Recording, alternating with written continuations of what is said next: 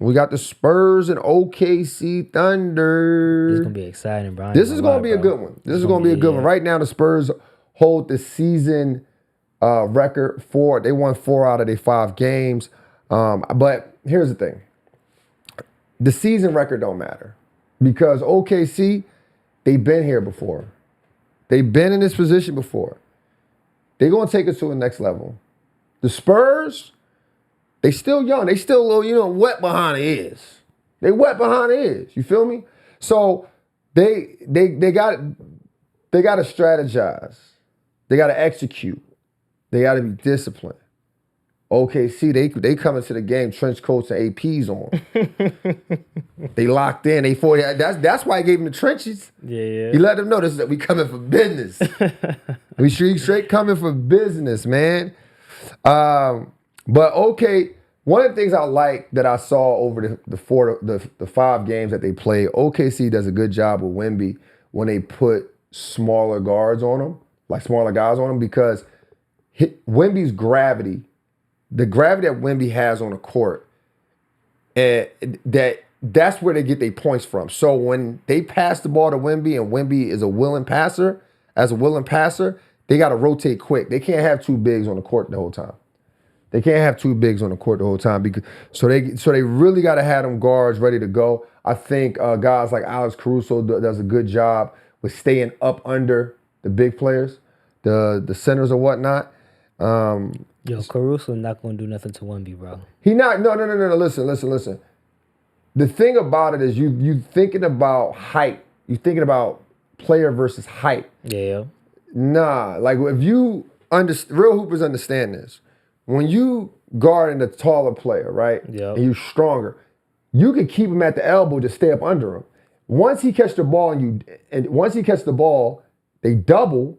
He gonna kick it. So they need to rotate quick. So they need guards.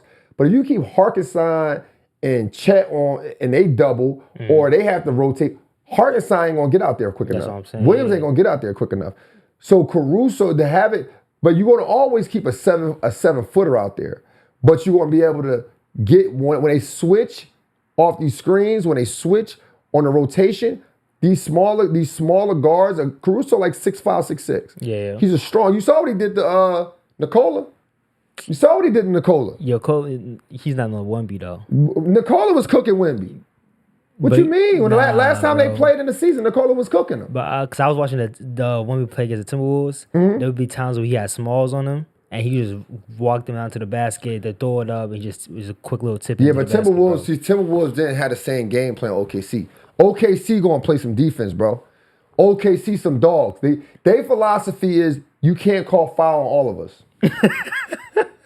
That's real. I'm just being honest. That's their philosophy. Nah, yeah, okay. You can't call foul on all of us.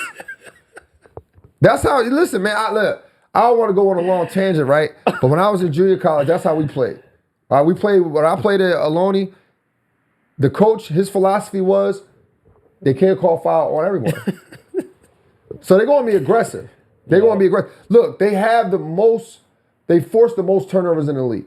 They force 16 turnovers, average on 16 turnovers. So if you get these guys turning the basketball over, it's a dub. But you got some dogs at the guard position over there. You do. This is why it's going to be a fight. Okay. It's going to be a fight. Enough. I'm excited to see it, though. Jalen Williams is back. Jalen Williams said he's back. Yo, yeah. He said he's back. But he hasn't played in the first 2 rounds at all, bro. But look, here's how I'm gonna view it though. Because some guys will say they're healthy because they want to play, right? So there's some guys that say I'm healthy. I just want to hoop. But I'm gonna watch him. That first step, that first time he gets to explode, is he really healthy? Because I believe he had a sprained hamstring. Oh, okay. Yeah, he had a sprained hamstring. So if he's not exploding, he's not getting to the basket like he usually do, he might be still hurt. So we're gonna keep an eye on him. But other than that, who I predict to win this series though? I know they're underdogs. But I'm gonna go with the Spurs. Here's what I think they need to do though. You gotta limit Shea's paint touches. Can't let him get 2 feet in the paint. He get 2 feet in the paint, collapses everything. Collapses everything. The X factor is Dylan Harper. For the Spurs? Yeah, he the X factor, bro. He leads all bench scorers in the playoffs. All bench scorers in the playoffs. He's 60% from the field, and he's a rookie and a veteran with a veteran's mindset. His dad won a couple championships. He behind the scenes. He behind the scenes.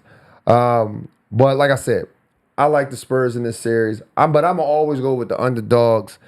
I'm gonna go with the underdogs. I want to see Wemby win his first championship. But look, I'm not mad. I'm not. I like where basketball is at right now, bro. I genuinely do. Like I think this is a season for basketball lovers. I think last year was for basketball casuals, right? This year, I just feel like it's just for basketball lovers. If you love basketball, man, you enjoying all these playoff series, all these playoff games. I mean, this is a game.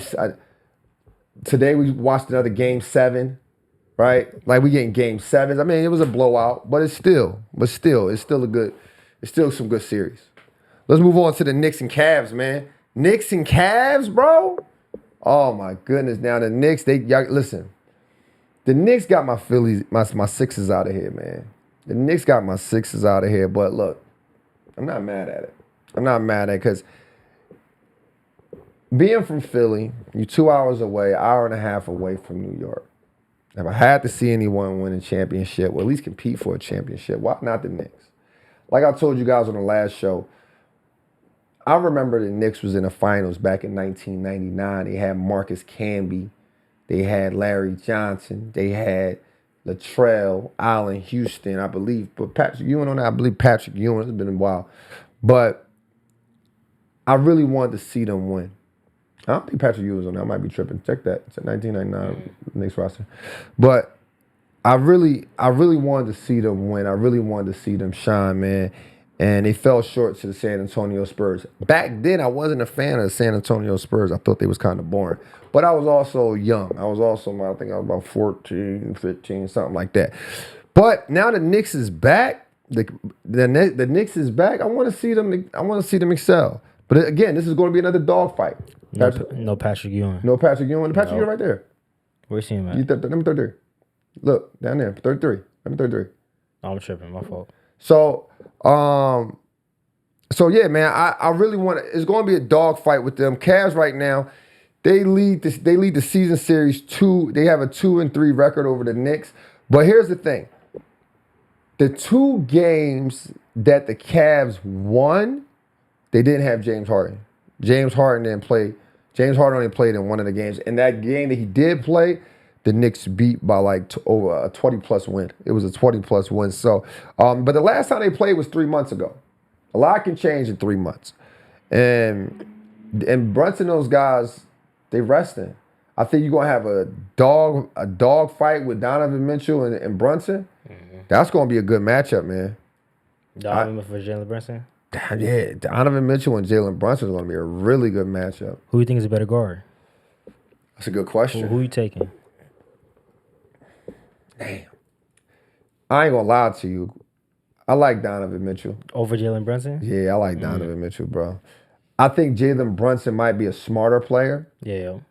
But I like Donovan Mitchell. Donovan Mitchell, we've been watching him since Utah. Mm-hmm. He finally got over the hump. I like his scoring ability. I like his athleticism.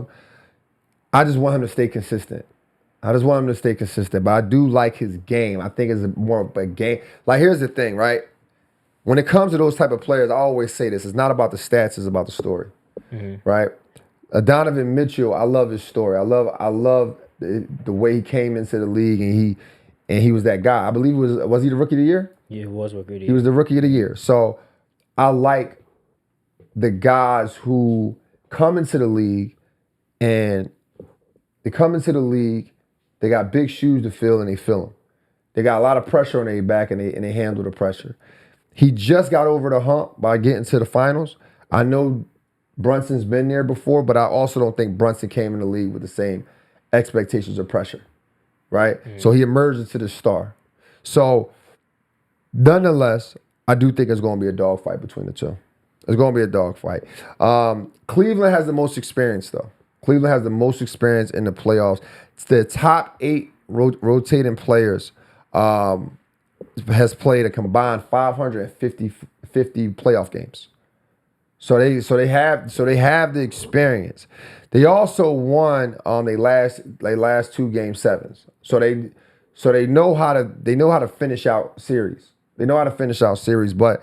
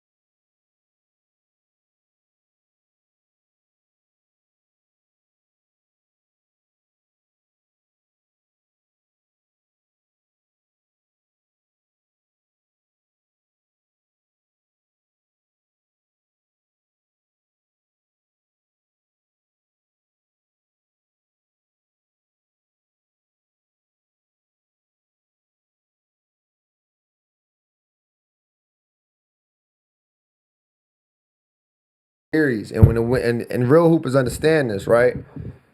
When you have a guard who is consistently passing the ball and sharing that basketball, everybody energy's up. Cat want to run the floor hard. He want to grab more rebounds. He want to take his time. There's no emotion behind the ball because they feel like they're going to get it back. But when you sit and you jab, hezzy, pump fake, get to the paint, jump stop, shoulder, fade away, you doing that and then Cat wide open, he starts shooting the ball with emotions. Oh, next time I get the ball, I'm putting it up. Then OG doing the same thing. Then Miles Bridges ain't in the loop.